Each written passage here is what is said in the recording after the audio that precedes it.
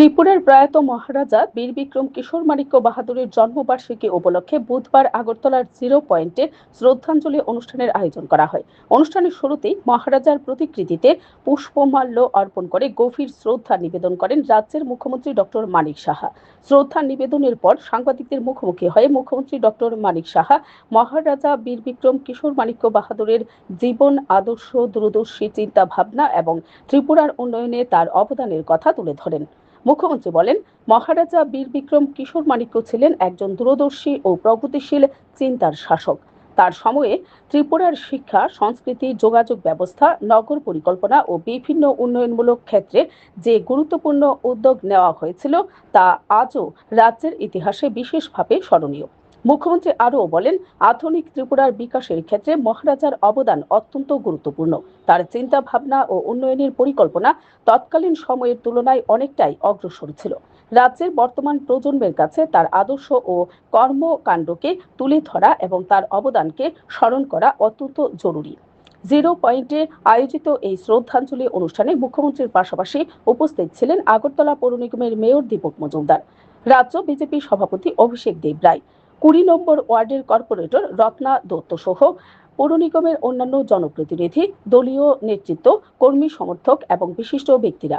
অনুষ্ঠানে উপস্থিত সকলে মহারাজা বীর বিক্রম কিশোর মাণিক্য বাহাদুরের প্রতিকৃতিতে পুষ্পার্ঘ্য অর্পণ করে তার স্মৃতির প্রতি শ্রদ্ধা জানান।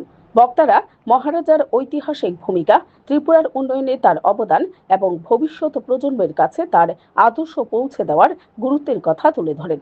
শ্রদ্ধাঞ্জলি অনুষ্ঠানের মধ্য দিয়ে আবারও উঠে আসে ত্রিপুরার ইতিহাস ও ঐতিহ্যের সঙ্গে মহারাজা বীর বিক্রম কিশোর মাণিক্য বাহাদুরের গভীর সম্পর্কের কথা।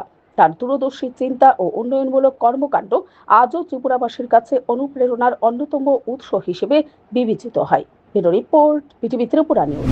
কি বলবো, এটা তো বলার অপেক্ষা রাখে না।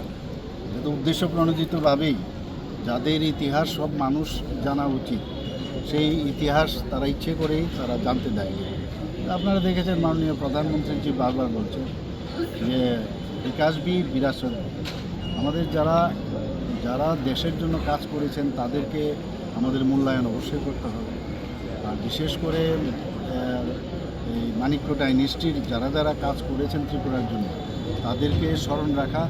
এবং মহারাজা বীর বিক্রম কিশোরের সময় আমরা দেখেছি যে জাতি জনজাতির যে একটা মেলবন্ধন, সেটা কিন্তু তখন ছিল, মানে খুবই সুন্দরভাবে একসাথে সবাইকে নিয়ে চলা।